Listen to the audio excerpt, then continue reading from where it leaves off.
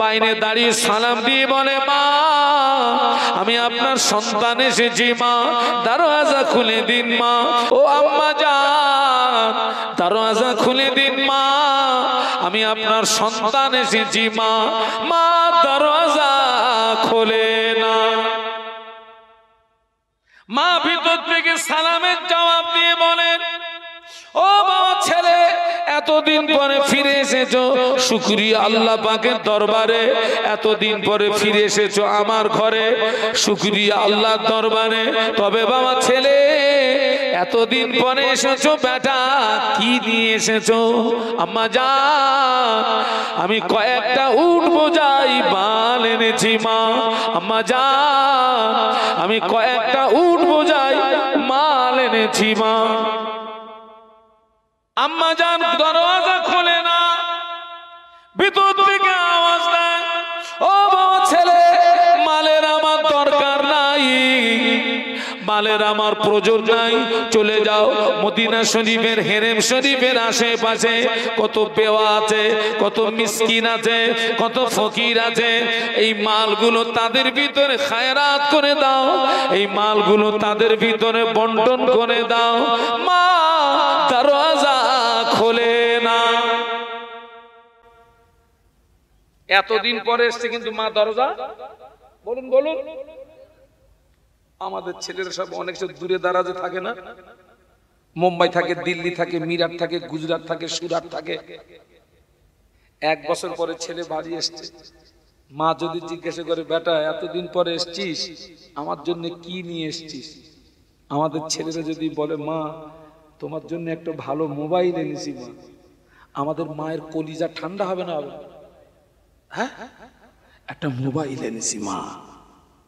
আমাদের মায়েরা মোবাইল চায়। আর ইমাম শাফি বলছে মা আমি কয়েকটা উট বোঝাই। মা কি বলছে? Go back. ওই মদিনা শরীফের হেরেম শরীফের আশেপাশে কত বেওয়া আছে, মিসকিন আছে, ফকির আছে, এই মালগুলো তাদের ভিতরে খায়রাত করে দাও, বন্টন করে দাও। মালের আমার দরকার নেই। মা দরজা খুলিনি।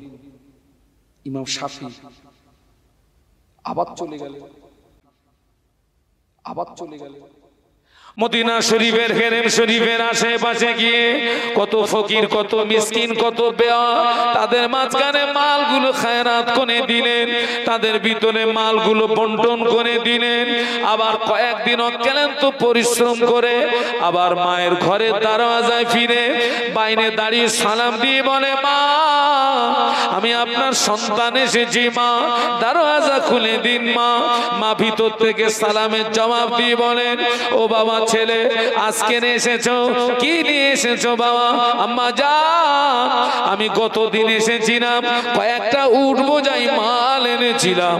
আম্মা জান আজকের আমি মাল আনি না মা, আজকের আমি উট বোঝাই মাল আনি না মা, আজকের আমি আলেম হয়ে, ফকিহ হয়ে, মুহাদ্দিস হয়ে আপনার ঘরের দরজায় ফিরে এসেছি। একটু মহব্বতে বলুন না, জোরে বলেন না। আজকের মাল আনেনি মা, আজকের আমি কি হয়ে এসেছি? আলেম হয়ে, ফকিহ হয়ে, মুহাদ্দিস হয়ে আপনার ঘরের দরজা ফিরে এসেছি মা। এবারে মা ঘরের দরজা খুলেছেন, মা ঘরের দরজা খুলে সন্তানকে বুকের ভিতরে জড়িয়ে ধরে বলে ও বাবা ছেলে তুমি জানো না তুমি যখন আমার পেটে ছিলে আমি একটা স্বপ্ন দেখেছিলাম, আমার পেটের ভিতর থেকে একটা আলো বেরিয়ে ওই আলোটা আসমানের দিকে উঠে গেল, ওই আলোতে গোটা আসমানটা আলোকিত হয়ে গেল। আমি হেরেম শরীফের ইমামদের কাছে তাবিজ জেনেছিলাম, তানারা বলেছিলেন মা ওই মহিলার গর্ভে নিশ্চয়ই সন্তান আছে, ওই সন্তানটা ভূমিষ্ঠ হওয়ার পরে হাফেজ হবে, আলেম হবে, ফকিহ হবে, মুহাদ্দিস হবে। ওই সন্তানের দ্বারাই তামাম পৃথিবীর জমিনে দিনের আলো জারি হয়ে যাবে। ও বাবা ছেলে তুমি জানো না, ওই দিন থেকে আমি সব সময় দোয়া করি, আল্লাহ পাক আমার স্বপ্ন যেন সফল হয়, আল্লাহ পাক আমার স্বপ্ন যেন পূরণ হয়, আমার ছেলে যেন হাফেজ হয়, আলেম হয়, ফকিহ হয়, মুহাদ্দিস হয়, আমার সন্তানের দ্বারাই যেন তামাম পৃথিবীর জমিনে দিনের আলো জারি হয়ে যায়। ও বাবা ছেলে, আল্লাহ পাক আমার স্বপ্নকে পূরণ করে আল্লাহ পাক তোমাকে আলেম বানিয়ে, ফকিহ বানিয়ে, মুহাদ্দিস বানিয়ে আমার ঘরের দরওয়াজা ফিরিয়ে দিয়েছে। আজকের এই মায়ের অভাব না, সুসন্তানটা যে নেবেন, এই মায়ের অভাব তো, সুসন্তানটা নেবেন সেই বাপের অভাব তো।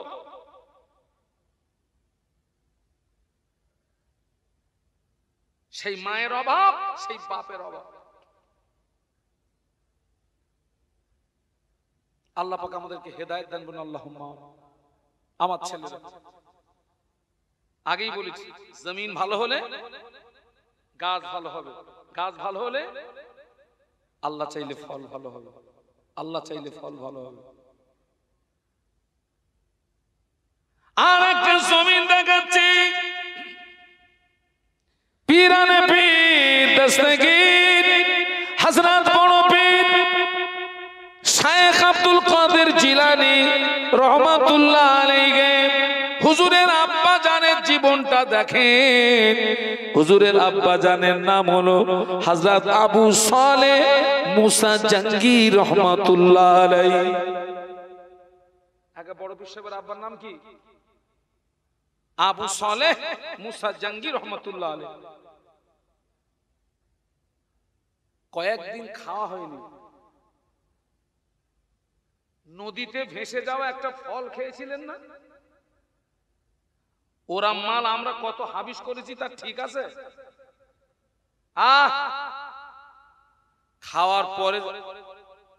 খাওয়ার পরে তানার ভিতরে অনুশোচনা তৈরি, আল্লাহ কার বাগানের ফল খেলাম, আমি তো না বলি খেয়ে ফেললাম,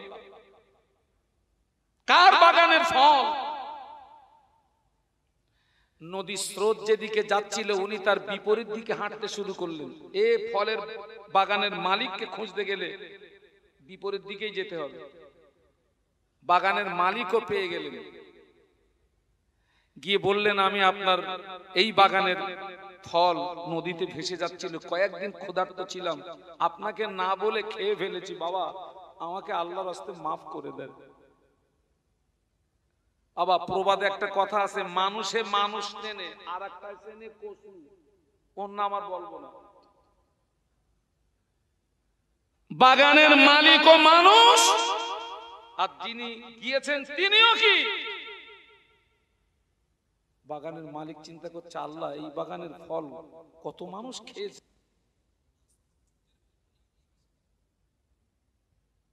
বেড়ে গিয়ে বাগানের মালিক একটু পেঁচ দিয়ে দিলেন, ক্ষমা হবে বেটা, দুটো শর্ত আছে। কটা আপনারা শুনেছেন না? এক নাম্বার শর্ত কি? 12 বছর কথা বলে না, 12 বছর আমার এই বাগানে। আচ্ছা ভাই, আপনারা মনে করেন আপনাদের এই দুর্গাপুরের কারোর বাগানের এক কাঁদি কলা আমি চুরি করে খেয়েছি, আমি যদি ওর কাছে ক্ষমা চাইতি, ভাই তোর বাগানের এক কাঁদি কলা চুরি করে খেয়েছি আর মাফ করে দে, ও যদি বলে 5 বছর আমার এই বাগানে তোমার ফাও খাটতে হবে, ওর মারবো না তো সাহস ভালো। একটা দুটো বছর না, কটা বছর?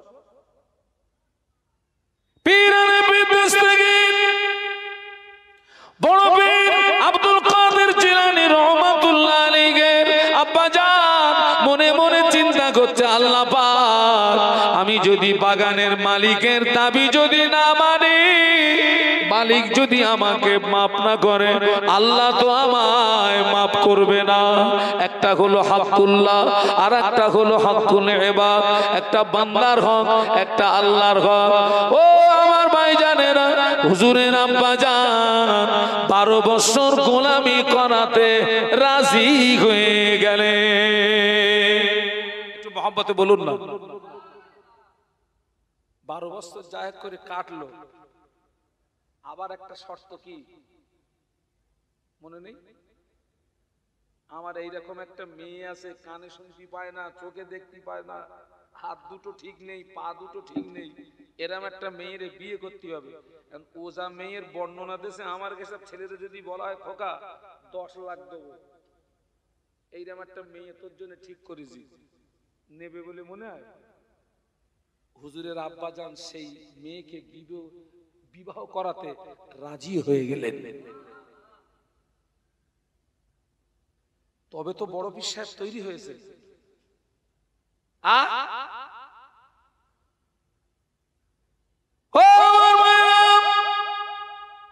বড় পীর সাহেবের আব্বা জান তিনিও আল্লাহর ওলি,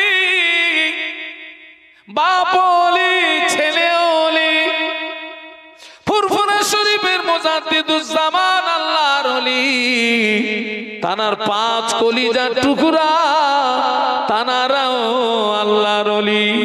জমিন দেখেন, বাপ ওলি, ছেলে ওলি, বাপ ওলি, ছেলে ওলি। আর আমাদের জমিন দেখেন, বাপ মাতাল, ছেলেও মাতাল, বাপ ছাড়া পাটি, ছেলে ডবল ছাড়া পাটি, বাপ নামাজ পড়ে না, ছেলে নামাজ পড়ে না, বাপ শরীয়তের দাঁত দাঁড়ে না, ছেলে শরীয়তের দাঁত দাঁড়ে না, বাপের চরিত্র ভালো না, ছেলের চরিত্র ভালো না, মা নামাজ পড়ে না, মেয়েও নামাজ পড়ে না, মা পর্দা করে না, মেয়েও পর্দা করে না, মায়ের চরিত্র ভালো না, মেয়েরও চরিত্র ভালো না। ঠিক বলছি না ভুল বলছি?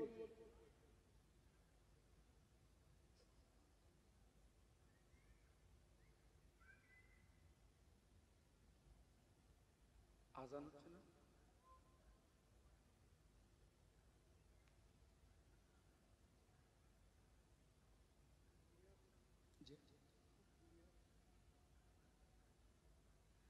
একটু দরুদ শরীফ আল্লাহুম্মা।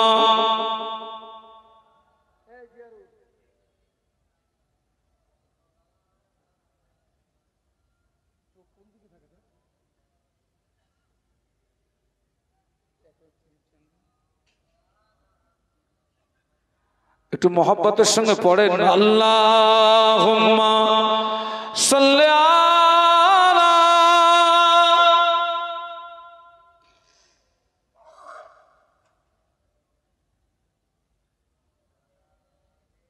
কষ্ট হচ্ছে নাকি আপনার দরুদ শরীফ পড়তে? হসপিটালের বেদের মতন সব চিঠি করতেছেন কেন সব?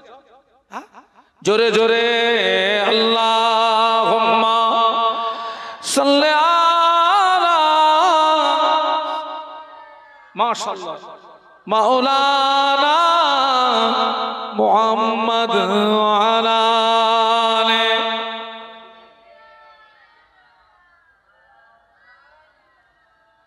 বলুন আল্লাহু আকবার। দেখেন বাপও যেমন, ছেলে দেখেন। পীরানে পীর দস্তগীর বড় পীর আব্দুল কাদের জিলানী রহমাতুল্লাহ আলাইহি আম্মা জান একদিন ডেকে বললেন, ও বাবা আব্দুল কাদের, যাও বাবা মক্তবে যাও, আল্লাহর কোরআন শিখে এসো। একটু বলুন সুবহানাল্লাহ। যাও যাও যাও, আল্লাহর কোরআন শিখে এসো। হুজুরকে মাদ্রাসায় পাঠিয়ে দেওয়া হলো। শিক্ষক পাশে বসিয়ে বলে, ও বাবা আব্দুল কাদের, আমার সঙ্গে পড়ো, আউযু বিল্লাহি মিনাশ শাইতানির রাজীম, বিসমিল্লাহির রহমানির রহিম, আলিফ বে তে সে জিম হে খে, কিংবা আলিফ বা তা সা জিম হা খা। কথিত আছে পীরানে পীর দস্তগীর হযরত বড় পীর আব্দুল কাদের জিলানী রহমাতুল্লাহ আলাইহি আউযু বিল্লাহ বিসমিল্লাহ থেকে শুরু করে 18 পারা কোরআন মুখস্থ পড়েছিলেন। আরো জোরে বলো। হুজুর জিজ্ঞাসা করে, ও বাবা আব্দুল কাদের কি করে তুমি কোরআন মুখস্থ করলে? হুজুর আমার আম্মা জান কোরআনের হাফেজা ছিলেন, আমার আম্মা জান কোরআন তেলাওয়াত করেন, আমি আব্দুল কাদের মায়ের জবানে তেলাওয়াতকৃত কোরআন আমি আব্দুল কাদের মুখস্থ করেছি। মা কোরআনের হাফেজা, ছেলেও কোরআনের হাফেজ, আর আমাদের জমিন দেখেন মা গানের হাফেজ, মেয়েও গানের হাফেজ। ঠিক বলেছি না ভুল বলেছি? এই খোকাটা 27 বছর হজ করতেছি আমি, একেবারে ভুল বলবো? ওর মাও গান বলতেছে, মেয়েও। ও টুনির মা, তোমার টুনি কথা শোনে, ও যে কবে কথা শুনবে, ও ধরে আমার কাছে আনতে কিরকম ও কথা শোনেন আমার কাছে, ও টুনিরে আমার কাছে আনতে দেখে একটু কথা কিরম শোনেন আমি একটু দেখি।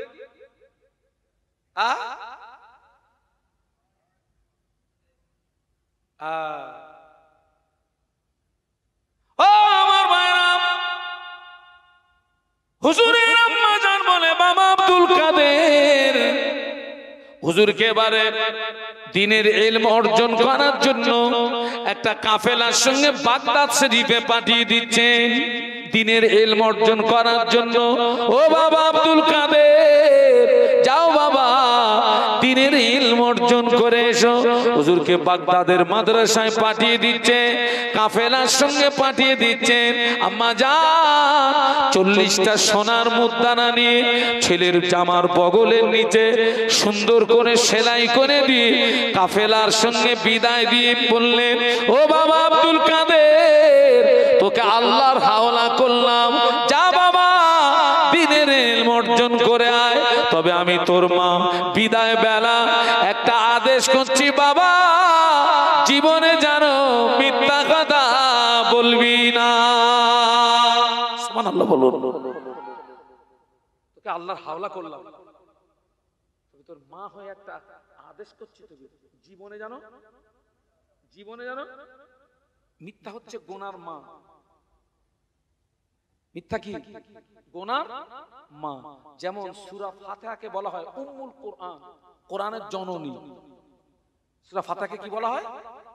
কোরআনের জননী, উম্মুল কোরআন। বাবা শেষ বড় পীর সাহেবের জমানায় তো এরকম রাস্তাঘাট গাড়ি ঘোড়া তো এসব ব্যবস্থা তখন তো ছিল না। পায়ে হেঁটে পায়ে হেঁটে পায়ে হেঁটে কত পাহাড় পর্বত জঙ্গল, তার ভিতর দিয়ে রাস্তা। দস্যু ডাকাতের ভয় ছিল, ওই জন্য কেউ একা একা যেত না, একটা দল করে কাফেলা করে যেত।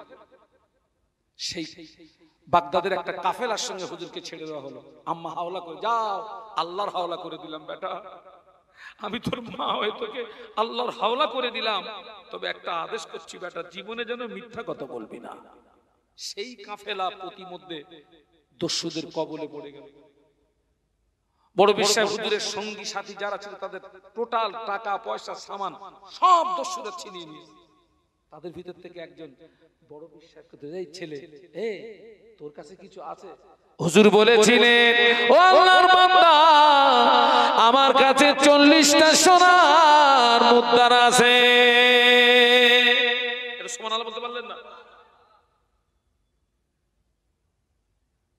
ডাকাতের দলেরা মনে করছে, মনে হয় ছেলেটা ঠাট্টা করতেছে, মনে হয় অতটা গুরুত্ব দেয়। দলের ভিতর থেকে আর একজনও জিজ্ঞাসা করছে, বেটা তোর কাছে কিছু আছে? একই কথা, আমার কাছে 40টা সোনার মুদ্রা আছে। হুজুর হুজুর মিথ্যা বলছেন না সত্য বলছেন? কিন্তু ওই জায়গাটায় সত্য বলছে মানে শত্রুরা মনে করছে দুজনের যখন একই হচ্ছে, তখন দস্যুদের যে লিডার, দস্যুদের লিডার বড় বিশ্বাস করে গেছে, বেটা তোর কাছে কিছু আছে? একই কথা বললেন, ও আল্লাহর বান্দা, আমার কাছে 40টা সোনার মুদ্রা আছে। কোথায়? হুজুর হাতটা উঁচু করলেন, এই দেখেন আমার বগলের নিচে। দস্যুদের লিডার হাত দিয়ে দেখে, সত্যি সত্যি বগলের নিচে 40টা সোনার মুদ্রা। দস্যুদের লিডার বলে, ও বাবা ছেলে, তুমি জানো আমরা দস্যু, তুমি জানো আমরা ডাকাত, তোমার সাথীদের মাল সম্পদ সব লুট করলাম, কেন তুমি গোপন করলে না? কেন তুমি ছুপালে না? কেন তুমি গোপন করলে না? পিরানে পীর দস্তগীর হযরত বড় পীর আব্দুল কাদের জিলানী রহমাতুল্লাহ আলাইহি বলেছিলেন, ও আল্লাহর বান্দা, আমি জানি আপনারা দস্যু, আমি দেখছি আপনারা লুট করছেন, কিন্তু আমি আমার আম্মা জানের আদেশ অমান্য করতে পারলাম না। আমার আম্মা জান আমাকে বিদায় দেওয়া কালে আম্মা আমাকে একটা আদেশ করেছিলেন, ও বাবা আব্দুল কাদের, জীবনে যেন মিথ্যা কথা বলবি না। কিন্তু আজ কঠিন মুসিবতের সময়ে আমি মায়ের আদেশ অমান্য করতে পারলাম না। বলুন সুবহানাল্লাহ। দস্যুদের লিডারের ব্রেন খুলে গেল। ও ছেলে, কঠিন বিপদের সময়, কঠিন মুসিবতের সময় তোর মায়ের আদেশ তুই অমান্য করতে পারলি না বেটা। আমি জীবনে আমার আল্লাহর কত হুকুম অমান্য করেছি, আমি জীবনে আল্লাহর কত হুকুম অমান্য করেছি আর নয়। ও বেটা, তোর পবিত্র হাতটা আমার দিকে বাড়িয়ে দে, আমার নাপাক হাতটা ধরে একটু আমাকে তওবা পড়িয়ে দে। দস্যুদের লিডার শুধু তওবা করলো না, টোটাল দস্যুদের সব সহচররা এবং দস্যুদের লিডার হুজুরের হাতে তওবা করলো। দস্যুদের লিডার শুধু তওবা করলো না, দস্যুদের লিডার তওবা করে তিনিও আল্লাহর ওলি হয়ে গেলেন।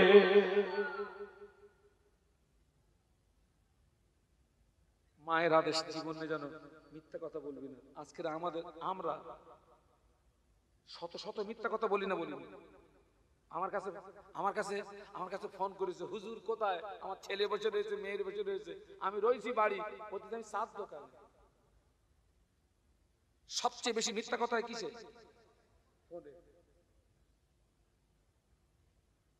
আমরা মিথ্যা বলি বলে আমাদের কাছ থেকে ছেলেও শিখতেছে, মেয়েও শিখতেছে, আর ছেলেও শিখতেছে, মেয়েও শিখতেছে।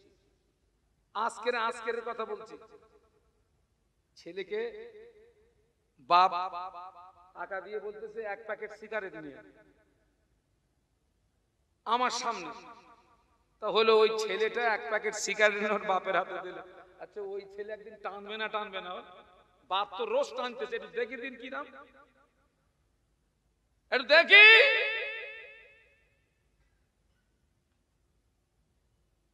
হ্যাঁ, আর একটা জমিন দেখেন, আমাদের খোলা পাতার জমিন ধন্য করে শুয়ে আছেন হযরত বজলুর রহমান তারগাপুরি রহমাতুল্লাহ আলাইহি। নাম শুনেছেন না? শুনেছেন? আবার যিনি ছিলেন একজন জিহাদি আলেম, যিনি ছিলেন একজন বলেন জিহাদি আলেম, সৌদি আলেমদের সঙ্গে বাহাজ করে সেই বাহাজে জিতে রাজকীয় খানা খেয়ে বাড়ি এসেছিলেন। সুবহানাল্লাহ বলেন। এই কথাটা আমার শোনা, আল্লাহ পাক তার কবরকে এই মুহূর্তে জান্নাতের নূর দিয়ে গুলজার করে দেন। আপনাদের এলাকার মানুষ মরহুম মগফুর গোলাম মাওলা হুজুর, ঘোনা নিবাসী, হুজুরের জবান থেকে আমার শোনা, বজলুর রহমান তারগাপুরি হুজুর রহমাতুল্লাহ আলাইহি ওই আপনার সৌদিতে যে বাহাজ করেছিলেন, সেই বাহাজে গোলাম মাওলা হুজুরও ছিলেন। যখন হুজুরদেরকে ধরে নিয়ে গেল, গোলাম মাওলা হুজুর বলছে আমি তখন থরথর করে কাঁপছি। আর যখন যখন সেই বাহাজে হুজুর বজলুর রহমান তারগাপুরি হুজুর যখন জয়ী হলেন, রাজকীয় খানা যখন খাওয়াচ্ছেন, তখন গোলাম মাওলা হুজুর বলছে তখন আমি জানটা ফিরে পেয়েছি, নইলে এখানে ধরলি তো সব পুরো গুম করে দেয়। বজলুর রহমান তারগাপুরি রহমাতুল্লাহ আলাইহি হুজুরের বয়স তখন 7 বছর। কত? 7 7 6 0 7 না, 1 2 3 4 5 6 7।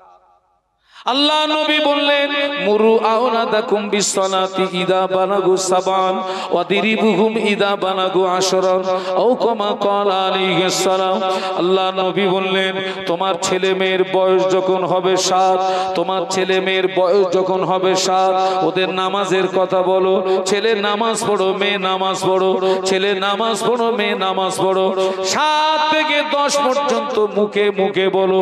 10 অতিক্রম হয়ে গেলে ছেলে যদি নামাজ না পড়ে, মেয়ে যদি নামাজ না পড়ে, আল্লাহ নবী বললেন অদিরিবুহুম, তুমি তাকে মারো। ছেলে মেয়ের বয়স যখন 7 হবে আল্লাহ রাসূল বলছে তুমি ওকে নামাজের কথা বলো। আবার ছেলেদের বাপ বলা যায় না? যায় না? যায় না? বাপ নামাজটা পড় বাপ। মেয়েরে মা বলা যায় না? যায় না? মা নামাজটা পড় মা। 7 থেকে 10 পর্যন্ত রাসূলুল্লাহ মুখে মুখে বলতে বলেছেন। 10 অতিক্রম হয়ে গেলে ছেলে মেয়ে নামাজ না পড়লে রাসূল বলেছেন ওয়াদরিবহুম, আমরের সিগা, তুমি ওকে মারো, মারো। হুজুরের বয়স তখন 7 বছর। হুজুর গ্রামের ছেলেদের সঙ্গে মাঠে খেলাধুলা করতে গিয়েছেন। গ্রামের ছেলেদের সঙ্গে মাঠে খেলাধুলা করতে গিয়েছেন। খেলাধুলা করে যখন বাড়ি এসছেন তখন সূর্যটা পশ্চিম দিকে অনেকটা ঢলে গেছে। বাবা কত বুঝতে পারছেন না? পারছেন না? সূর্য তখন পশ্চিম দিকে অনেকটা ঢলে গেছে। হুজুর বাড়িতে এসেই বলছেন আম্মা ভাত দেন। আমাদের ছেলে মেয়েদের এমনি খুঁজে পাওয়া যায় না, কিন্তু খাওয়ার সময় জমিদার হাজির না। হুজুর এসেই বলছে আম্মা ভাত দেন। আম্মা জান বলেছিলেন ও বাবা বসুর আমার জোহরের নামাজটা কি পড়ছো? জোহরের নামাজটা কি পড়ছো? না আম্মা, জোহরের নামাজ আমার পড়া হয় না। আম্মা জান বলেছিলেন ও বাবা বসুর আমার, তুমি কি জানো না তোমার মা কোনো বেনামাজিকে ভাত দেয় না? একটু বলুন আল্লাহু আকবার। আমরা এতটুকু তম্বি ছেলে মেয়েকে করি, এতটুকু কথা কি জিজ্ঞাসা করি যে তুই নামাজ পড়েছিস? করি।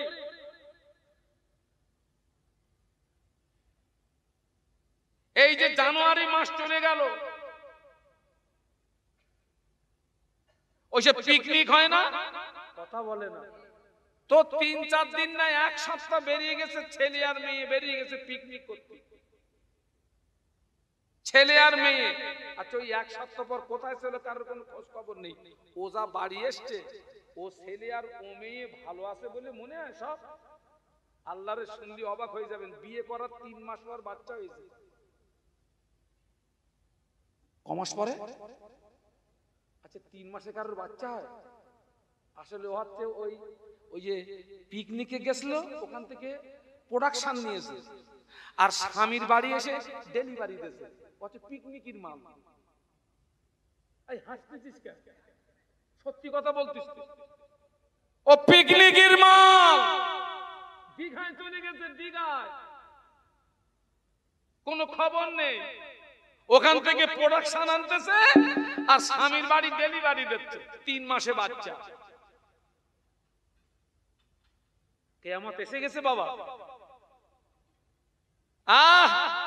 মেয়ে রবিবারেও ক্লাস করতেছে। আচ্ছা আপনাদের এই যে এখানে আমার সামনে অনেক লোকের চুল পুরো পেকে গেছে, রবিবারে কোন কলেজ হয় বলেন? হ্যাঁ আচ্ছা ঠিক আছে, তুই যাচ্ছিস, যা রবিবারে ক্লাস কর, কিন্তু যখন পরীক্ষা হচ্ছে দেখা যাচ্ছে লেটার সহ ফেল।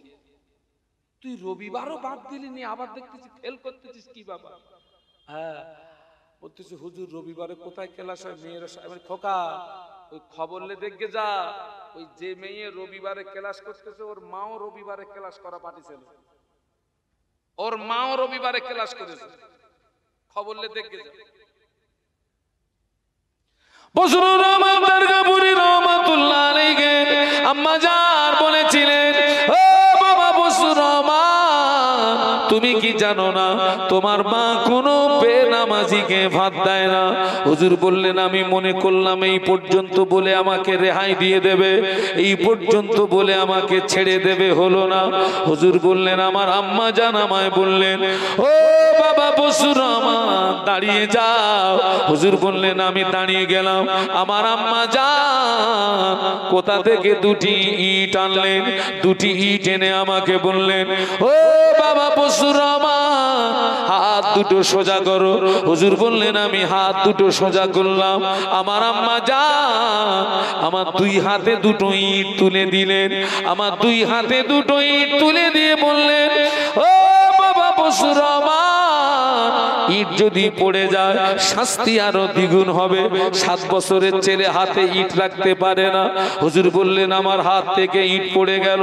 আমি থরথর করে কাঁপছিলাম, চোখের পানিতে নাকের পানিতে একাকার হয়ে গেল, চোখের পানিতে নাকের পানিতে একাকার হয়ে গেল। আম্মা জান আমায় বললেন ও বাবা বসুর আমার যাও গোসল করো। হুজুর বললেন আমি গোসল করলাম। আম্মা জান বললেন বাবা বসুর আমার যাও জোহরের নামাজ আদায় করো।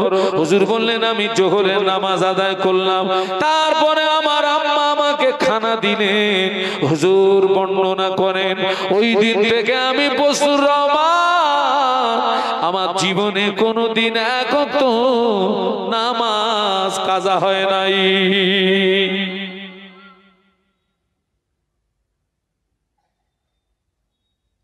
আপনি বলবেন 7 বছরের ছেলের হাতে ইট তুলে দিয়ে মা অত্যাচার করেছে। আমি কিছুক্ষণের জন্য আপনার মতটাকে মেনে নিলাম। দুটো ইট তুলে যদি অত্যাচারও হয়ে থাকে, ওই 5 মিনিটের অত্যাচারে ওই ছেলেটার জন্য কোটি কোটি বছরের জাহান্নামের আগুনটা আরাম হয়ে গেছে। আমরা তো ছেলে মেয়েকে জাহান্নামের দিকে ঠেলে দিই, ওই দিকে যা, ওই দিকে যা। বাপ আপনি ভালো হন, মা আপনি ভালো হন। আল্লাহ চাইলে সন্তান আর একটা সুসন্তান যদি আপনি তৈরি করতে পারেন, আপনার নসিবটা বুলন্দ হয়ে গেল। এই ছেলেরা আমার দিকে তাকাও, আমি এখানে ওয়াজ করছি, এই সওয়াব পাবে আগে আমার আব্বা মা। কবরে শুয়ে শুয়ে আমার মা সওয়াব পাবে, আমার আব্বা সওয়াব পাবে। আমি কোরআন তেলাওয়াত করব, আগে আমার আব্বা মা সওয়াব পাবে। আমি তাসবিহ তেলাওয়াত করব, আগে আমার আব্বা মা সওয়াব পাবে। আমি জিকির করব, আগে আমার আব্বা মা সওয়াব পাবে। আমি দান করব, আগে আমার আব্বা মা সওয়াব পাবে। একটু সুবহানাল্লাহ বলবেন না? সৎ সন্তান।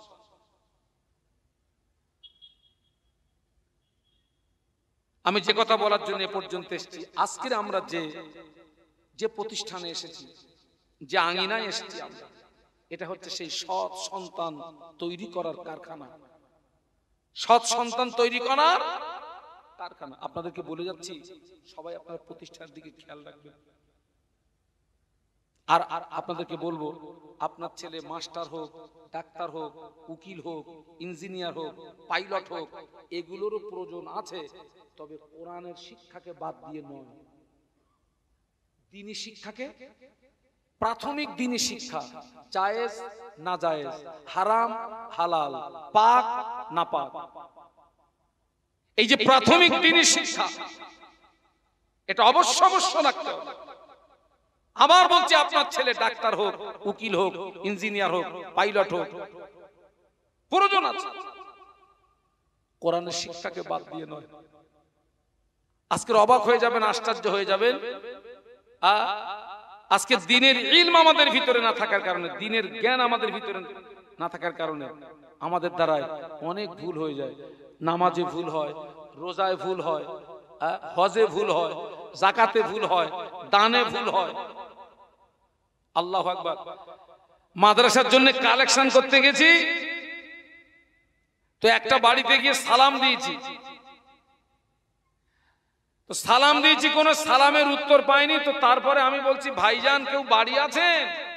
হঠাৎ নজর পড়ে গেল ওই ঘরের বারান্দায় একজন মহিলা নামাজ পড়ছে। তো সেই মহিলার নামাজের ভিতরেই আমাকে বলছে আপনার ভাই বাড়ি নেই। আগে নামাজের ভিতরে কথা বলা যাবে? ও নামাজ হবে রমজান শরীফের মাসে, ওই যে মানে জোহরের নামাজে সব একসঙ্গে জোহরের নামাজ পড়তেছি, হঠাৎ দেখতেছি নামাজি হালাতে একজন ওই জানলার ধারে ফেলে আবার এসে দাঁড়াচ্ছে। তার মানে ওর গালে থুতু এসে গেছে। হ্যাঁ, এই থুতু যদি এসে যায় ওটা রোজা অবস্থায় গেলা যাবে, অসুবিধা নেই, তবে থুতু জমিয়ে জমিয়ে জমিয়ে জমিয়ে গেলা যাবে না। এখন ওর গালে থুতু এসেছে, ও নামাজি অবস্থায় জানলায় থুতু ফেলে ওই অবস্থায় দাঁড়িয়ে গেছে, ও নামাজ হবে? নিশ্চয়ই ওর ভিতরে দিনের ইলমটা নেই, দিনের জ্ঞানটা নেই, ওই জন্য ওর দ্বারা এই ভুল হলো। ওই মায়ের ভিতরে দিনের ইলম নেই বলে, শরীয়তের জ্ঞান নেই বলে ও নামাজের ভিতর থেকে আওয়াজ দিচ্ছে আপনার ভাই বাড়ি নেই। সেই জন্য রাসূল বলেছেন তলাবুল ইলমি ফরিদাতুন আলা কুল্লি মুসলিমিন ওয়া মুসলিমা, প্রত্যেকটা নরনারীর জন্য দিনের ইলম অর্জন করাটা ফরজ। আমি আপনাদেরকে অনুরোধ করব আপনারা প্রতিষ্ঠানের দিকে খেয়াল রাখবেন, শ্রম দিয়ে, অর্থ দিয়ে, বুদ্ধি দিয়ে সহযোগিতা করবেন। আল্লাহ পাকের রহমত হবে, আল্লাহ পাকের রহমত হবে। আর আল্লাহ পাকের দরবারে দোয়া, আল্লাহ আমার ছেলেকে নামাজি বানাও, রোজাদার বানাও, পরহেজগার বানাও, মুত্তাকি বানাও। গোটা পরিবার যখন শরিয়াতের বাউন্ডারির ভিতরে চলে আসবে, তখন দেখবেন আপনি একটা নতুন জগৎ দেখতে পাবেন। কি জগৎ? ফজরের আজান হয়ে গেল, ফজরের আজানের আওয়াজ শুনে বাপ নামাজে দাঁড়িয়ে গিয়েছে, ছেলে নামাজে দাঁড়িয়ে গিয়েছে, মেয়ে নামাজে দাঁড়িয়ে গিয়েছে, মা নামাজে দাঁড়িয়ে গিয়েছে। ফজরের আজানের আওয়াজ শুনে ছেলে নামাজে দাঁড়িয়ে, মেয়ে নামাজে দাঁড়িয়ে, আব্বা নামাজে দাঁড়িয়ে, মা নামাজে দাঁড়িয়ে গিয়েছে। ওই নামাজি বাড়িটাতে আল্লাহ পাকের আসমান থেকে রহমত বরকত নাজিল হয়। ও আমার ভাইরা, আগে অনেক বাড়ি থেকে ফজরের নামাজের পরে কোরআন তেলাওয়াতের আওয়াজ শুনতে পাওয়া যেত, অনেক বাড়ি থেকে মাগরিবের নামাজের পরে কোরআন তেলাওয়াতের আওয়াজ শুনতে পাওয়া যেত। এখন খুব একটা কোরআন তেলাওয়াতের আওয়াজ পাওয়া যায় না। ফজরের নামাজের পরে যে বাড়িতে কোরআন তেলাওয়াত হয় ফজর থেকে মাগরিব পর্যন্ত, ওই বাড়িটার চারিপাশে বিএসএফ বর্ডার সিকিউরিটি ফোর্সের মতো আল্লাহর ফেরেশতারা পাহারায় দাঁড়িয়ে যায়। যে বাড়িতে মাগরিবের নামাজের পরে কোরআন তেলাওয়াত হয়, ওই বাড়িটায় মাগরিব থেকে ফজর পর্যন্ত ওই বাড়িটার চারিপাশে আল্লাহর ফেরেশতারা পাহারায় দাঁড়িয়ে যায়। আজকে সে কোরআন তেলাওয়াত উঠে গেছে বাবা। এখন সে কোরআন তেলাওয়াতের পরিবর্তে কিসের আওয়াজ আসছে বলুন তো? কোরআন তেলাওয়াতের আওয়াজের পরিবর্তে নাউজুবিল্লাহ এখন এসছে গানের আওয়াজ। অধিকাংশ বাড়ির ভিতর থেকে এখন কিসের আওয়াজ আসছে? অত্যন্ত দুঃখ এবং কষ্ট, আমাদের ঘরগুলো, আমরা অধিকাংশ ঘরগুলো আমরা গানে ভরিয়ে ফেলেছি। মসজিদের ভিতরে গান ঢুকিয়েছে কে? মোবাইল না বলতে মুসলমান কে ঢুকিয়েছে? এটা দুঃখ, এটা আফসোস। জানাজার নামাজ হচ্ছে, জানাজার নামাজেও গান বাজতেছে, ফোন এসে গেছে। দুঃখ, আফসোস।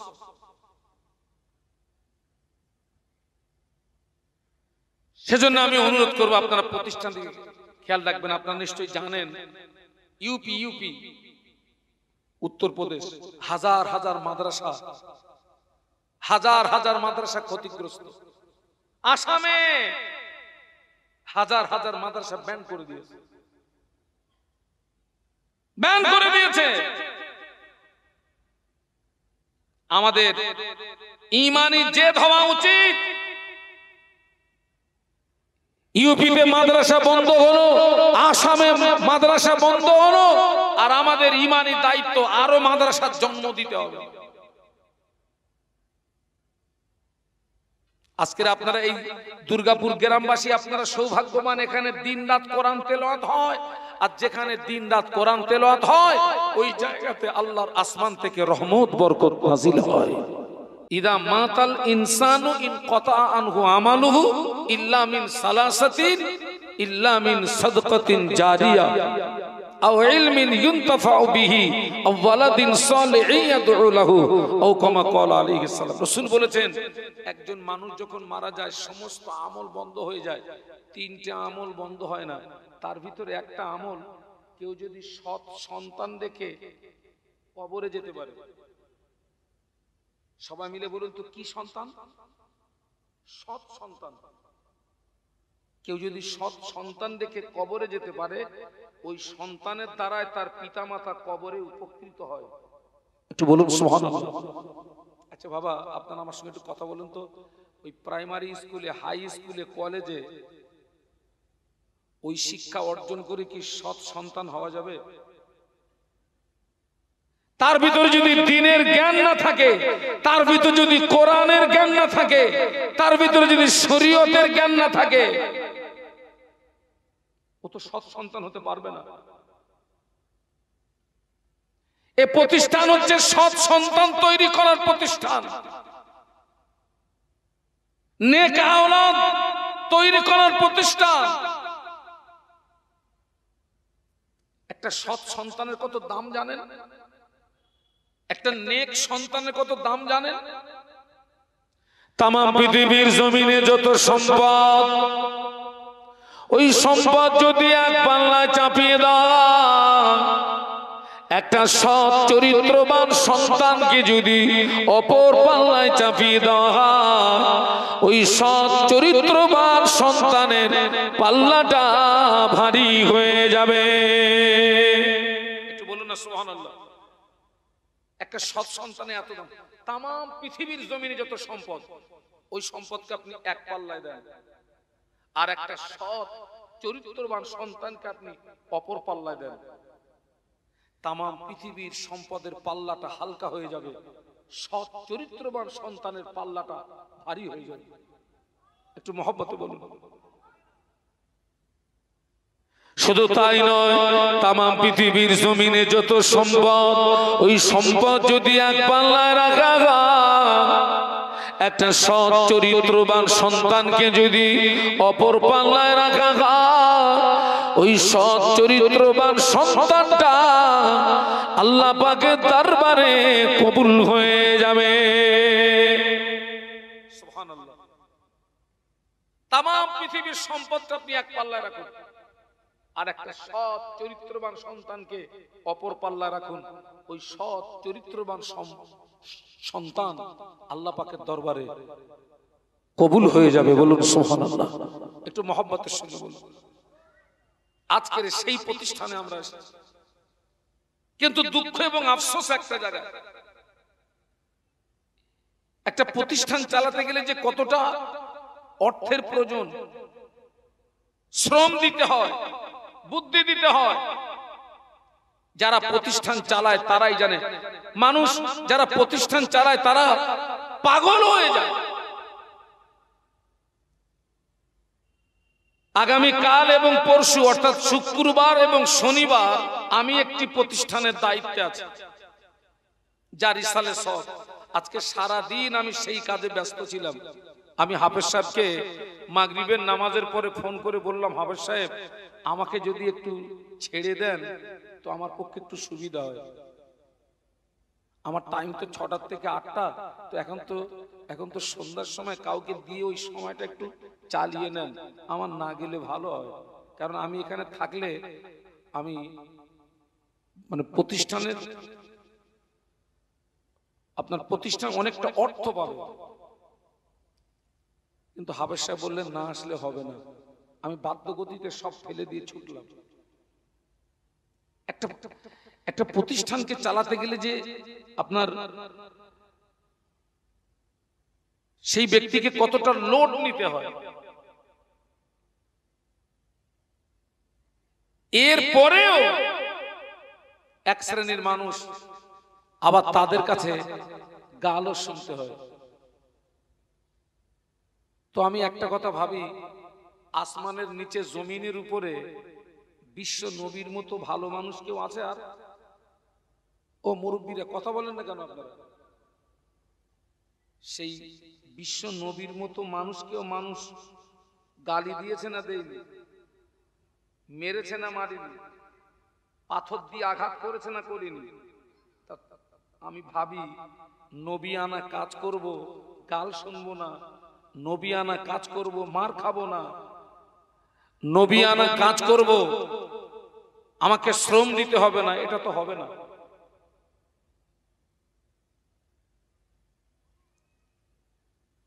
একজন মানুষ আসমান সমূহ গোনা নিয়ে কবরে চলে গিয়েছে। সৎ সন্তানের কত দাম দেখুন।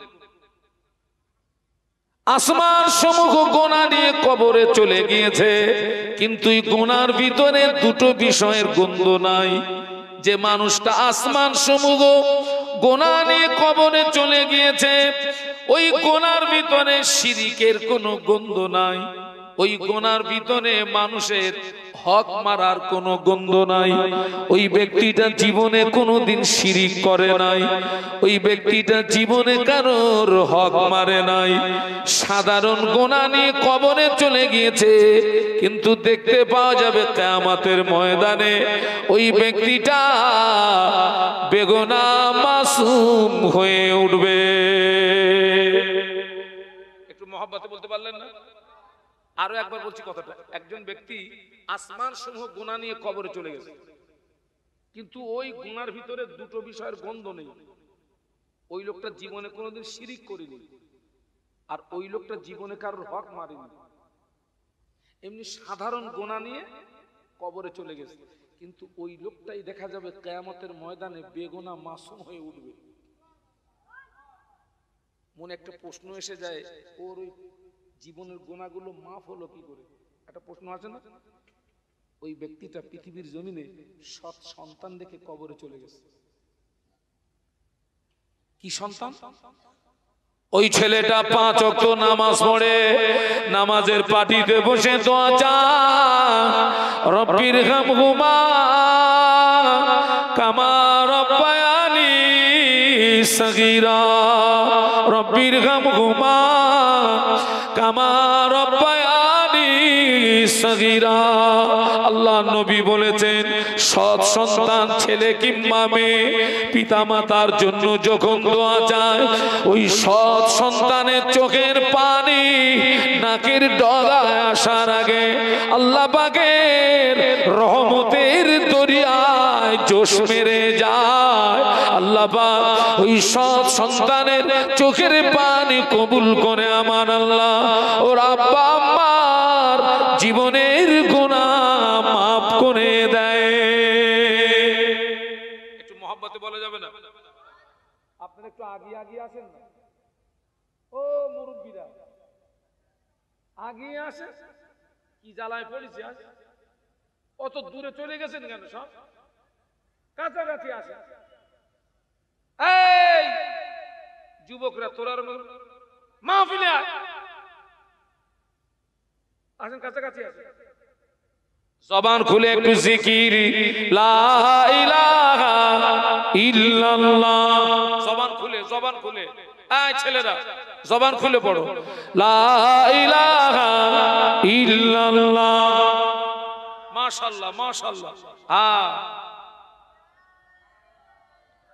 লা ইলাহা ইল্লাল্লাহ মুহাম্মাদুর রাসূলুল্লাহ।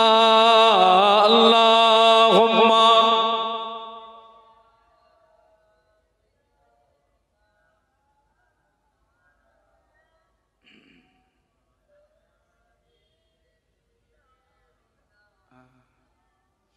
সকলে একটু জবান খুলে বলুন আল্লাহু আকবার। না হয়নি, আরো আওয়াজ বাড়াতে হবে। বলুন আল্লাহু আকবার। সৎ সন্তান দোয়া চাচ্ছে, রব্বির হামহুমা কামা রব্বায়ানি সগীরা। রাসূল বলেছেন, সৎ সন্তানের চোখের পানি নাকের ডগায় আসার আগে আল্লাহ পাকের রহমতের দরিয়ায় জোশ মেরে যায়। বলুন সুবহানাল্লাহ। এই হচ্ছে সেই সৎ সন্তান তৈরি করার কারখানা। এখানে সৎ সন্তান তৈরি হয়, নেক সন্তান তৈরি হয়।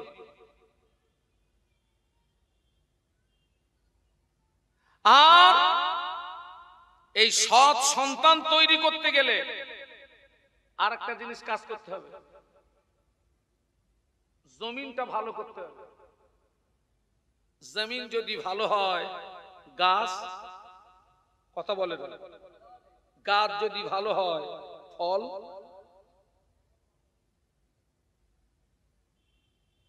এখনকার জমিন মানে এই জমিন না, বলো কোন জমিন বল দিন, বল না, যা একটা বল। বাপ মা, জমিন মানে এই জমিন না। জমিন ভালো হলে গাছ ভালো হবে, গাছ ভালো হলে ফল ভালো হবে। বাপ যদি নামাজি হয়, বাপ যদি আল্লাহ ওয়ালা হয়, বাপ যদি সৎ চরিত্রবান হয়, মা যদি নামাজি হয়, মা যদি সৎ চরিত্রবতী হয়, মা যদি পর্দানশিনী হয়, আল্লাহ পাক ওই জমিন থেকে সুসন্তান দান করবে। আজকের অধিকাংশ জমিন খারাপ হয়ে গেছে বেটা। পীরানে পীর দস্তাজির বড় পীর আব্দুল কাদের জিলানী রহমাতুল্লাহ জমিন দেখেন তো, খাজা আজমির রহমাতুল্লাহ আলাইহি, আল্লামা হুজুর রহমাতুল্লাহ আলাইহি, মুজাদ্দিদুজ জামান দাদা হুজুর পীর রহমাতুল্লাহ আলাইহি।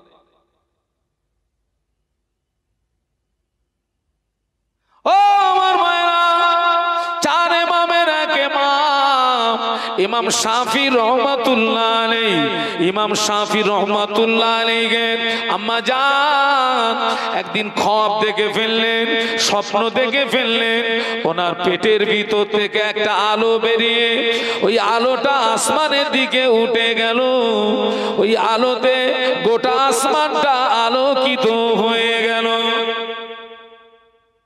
ইমাম শাফি রহমাতুল্লাহ আলাইহি, বাবা মযহাব হচ্ছে চারটি মযহাব, হানফি, শাফি, মালিকি, হাম্বলি। এই চারটে মযহাবের চারটে ইমাম আছে, আর চারটে ইমাম হচ্ছে হক, তবে অনুসরণ করতে হবে সবাই মিলে বলুন একজনকে।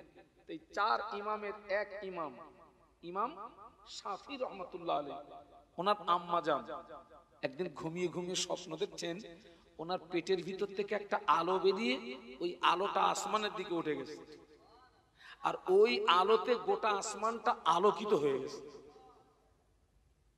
স্বপ্নটা দেখে হেরেম শরীফের বড় বড় ইমামদের কাছে চলে গেছেন ওই স্বপ্নের তাবিজ জানার জন্য, স্বপ্নের ব্যাখ্যা জানার জন্য। আপনাদেরকে একটা কথা বলে দিচ্ছি, ভালো স্বপ্ন দেখলে ওই স্বপ্নের কথাটা যাকে তাকে বলবেন না। ভালো স্বপ্ন দেখলে ভালো আলেমকে জিজ্ঞাসা, হুজুর এরকম একটা স্বপ্ন দেখেছি হুজুর, এই তাবিজটা একটু বলেন তো।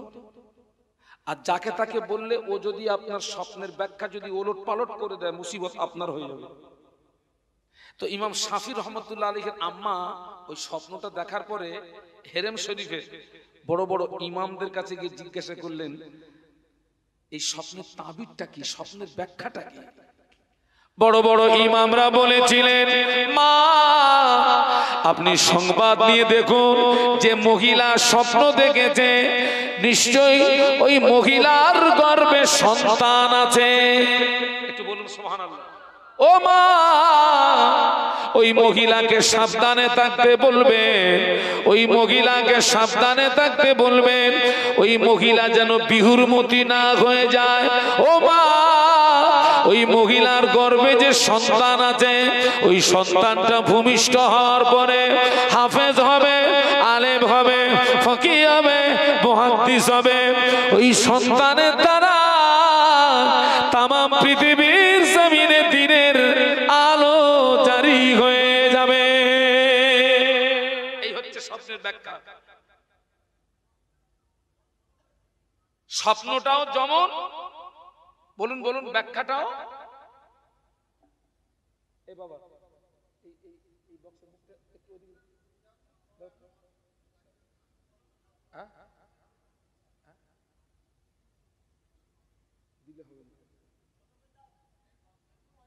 একটু একটু একটু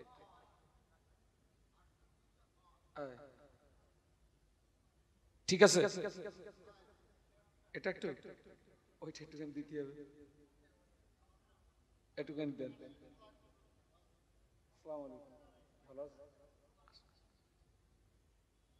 এই ছেলে একটা চেয়ার দাও তো এখানে।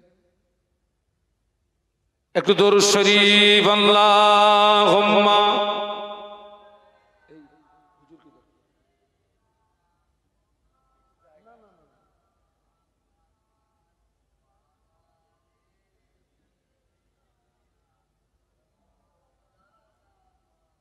ইমাম শাফি রহমতুল্লাহ আলাইহির আম্মা স্বপ্ন দেখে হেরেম শরীফের বড় বড় ইমামদের কাছে স্বপ্নের তাবিজ জানতে গেলেন। হেরেম শরীফের বড় বড় ইমামরা স্বপ্নের তাবিজ করলেন যে মহিলাই স্বপ্ন দেখেছে নিশ্চয়ই ওই মহিলার গর্ভে কি আছে, সন্তান আছে। ওই মহিলাকে বলে দেবেন ওই মহিলা যেন বিহুরমতি না হয়ে যায়। ওই মহিলার গর্ভে যে সন্তান আছে ওই সন্তানটা ভূমিষ্ঠ হওয়ার পরে হাফেজ হবে, আলেম হবে, ফকিহ হবে, মুহাদ্দিস হবে। ওই সন্তানের দ্বারায় তামাম পৃথিবীর জমিনে দিনের আলো জারি হয়ে যাবে। স্বপ্নটাও যেমন, ব্যাখ্যাটাও। ইমাম শাফি রহমাতুল্লাহ আলাইহির আম্মা জান বাড়ি চলে আসলেন।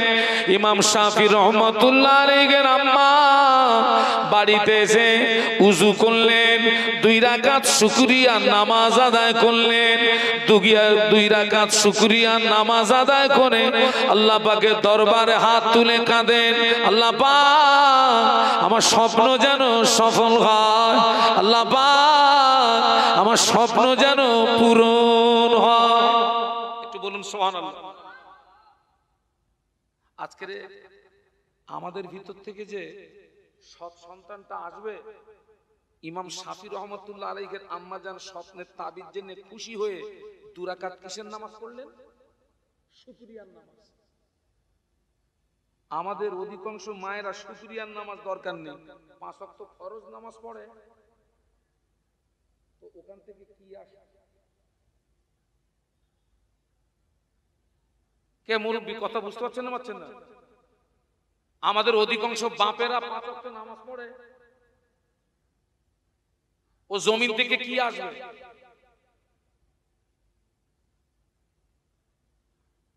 কাঁদছে, আল্লাহ আমার স্বপ্ন যেন সফল হয়, আল্লাহ আমার স্বপ্ন যেন পূরণ হয়। কাঁদতে কাঁদতে দোয়া চাইতে চাইতে সময় হয়ে গেল। আল্লাহ পাক একটা সন্তান দিলেন। কাঁদতে কাঁদতে দোয়া চাইতে চাইতে সময় হয়ে গেল, বাচ্চা প্রসবের সময় হয়ে গেল। আল্লাহ একটা সন্তান দিলেন। ওই ছেলেটা 10 বছরের ভিতরে পূর্ণ 30 পারা কোরআন শরীফের হাফেজ হয়ে গেল। সুবহানাল্লাহ। কাঁদতে কাঁদতে দোয়া চাইতে চাইতে সময় হলো, আল্লাহ পাক একটা সন্তান দিলেন এবং ওই সন্তানটা 10 বছরের ভিতরে পূর্ণ 30 পারা কোরআন শরীফের হাফেজ হয়ে গেছে। একটু বলুন সুবহানাল্লাহ। বাবা, ওই হেরেম শরীফের বড় বড় ইমামরা যে স্বপ্নের তাবির করেছিল সেই স্বপ্নের তাবিরের সঙ্গে মিলছে না মিলছে না? মিলছে। ইমাম শাফি রহমাতুল্লাহ আলাইহি 10 বছরে পূর্ণ 30 পারা কোরআনের হাফেজ হওয়ার পরে আম্মাকে না বলে লুকিয়ে লুকিয়ে চলে গেছে মদিনা শরীফে ইমাম মালিক রহমাতুল্লাহ আলাইহির কাছে ইলমে হাদিস, ইলমে তাফসীরের জ্ঞান অর্জন করতে। ওখান থেকে চলে গেলেন বাগদাদ শরীফে, ওখানে গিয়ে ইলমে ফিকহের জ্ঞান অর্জন করতে চলে গেলেন। ইমাম শাফি রহমাতুল্লাহ আলাইহির ওস্তাদ হচ্ছেন ইমাম মালিক রহমাতুল্লাহ আলাইহি। আম্মাকে না বলে গেছেন, দ্বীনের ইলম অর্জন করতে গেছেন আম্মাকে না বলে। আম্মাকে না বলে গিয়েছে কেন জানেন? আম্মাকে যদি বলে যান এই এত সাধনার ছেলেকে আম্মা হয়তো দূরে যেতে দেবে না। ওই জন্য না বলে, মা যদি আটকে দেয়, মা যদি আমাকে যেতে না দেয়, আহা, না বলে লুকিয়ে লুকিয়ে মদিনা শরীফে ইমাম মালিক রহমাতুল্লাহ আলাইহির কাছে ইলমে হাদিস, ইলমে তাফসীরের জ্ঞান অর্জন করলেন। ওখান থেকে চলে গেলেন বাগদাদ শরীফে, ওখানে গিয়ে ইলমে ফিকহের জ্ঞান অর্জন করলেন। এই দীর্ঘ সময়ে মায়ের সঙ্গে সন্তানের দেখা নেই। মা নামাজের পাটিতে চলে গেলেন, মা নামাজের পাটিতে চলে গিয়ে আল্লাহ পাকের দরবারে দোয়া চান, আল্লাহ পাক সন্তান আমি পাচ্ছি না, আল্লাহ পাক সন্তান আমি পাচ্ছি না, আমার সন্তান যেখানেই থাক আপনার জমিনে আছে, আল্লাহ পাক আমার সন্তানকে আপনার হাওলা করলাম, তবে আমি মা হয়ে একটা দোয়া চাই, আমার স্বপ্ন যেন সফল হয়, আমি মা হয়ে দোয়া চাই আমার স্বপ্ন যেন পূরণ হয়, আল্লাহ পাক আমার ছেলে যেন আলেম হয়, ফকিহ হয়, মুহাদ্দিস হয়, আমার সন্তানের দ্বারাই যেন তামাম পৃথিবীর জমিনে দ্বীনের আলো জারি হয়ে যায়। পিতামাতার দোয়া সন্তানের জন্য কি হয় বলুন? কবুল হয়। আমরা কটা দিন কেঁদেছি বলুন দিনই যে আল্লাহ আমার ছেলে যেন নামাজি হয়, আল্লাহওয়ালা হয়, দিনদার হয়, পরেশগার হয়, মুত্তাকি হয়। এ দোয়া করি আর না করি একটা দোয়া, আল্লাহ ছেলে যেন চাকরি পায়, একটু বসে বসে খাবো। কটা দিন কেঁদেছি যে আল্লাহ আমার ছেলেকে তুমি আলেম বানাও, হাফেজ বানাও, মুহাদ্দিস বানাও, ফকিহ বানাও, দিনদার বানাও, পরেশগার বানাও, মুত্তাকি বানাও।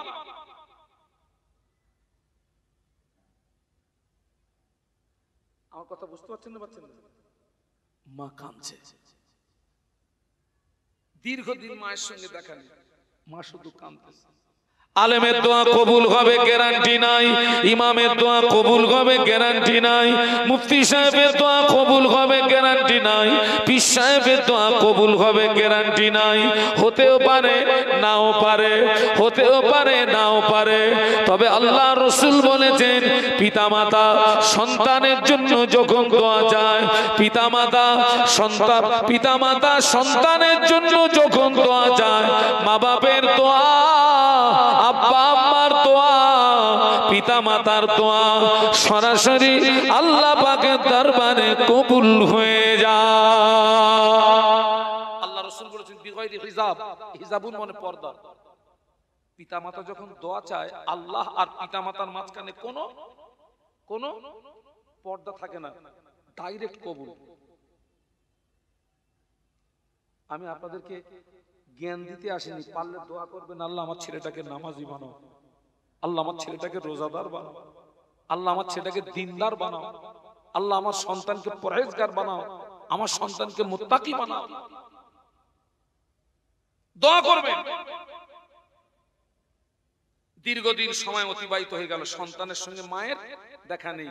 ইলমে হাদিস, ইলমে তাফসীর, ইলমে ফিকহের জ্ঞান অর্জন করে দীর্ঘদিন পরে মদিনা শরীফ থেকে ইমাম মালিক হুজুর কাছ থেকে ছুটি নিয়ে ইমাম শাফি রহমাতুল্লাহ আলাইহি বাড়ি আসছেন দীর্ঘদিন পরে।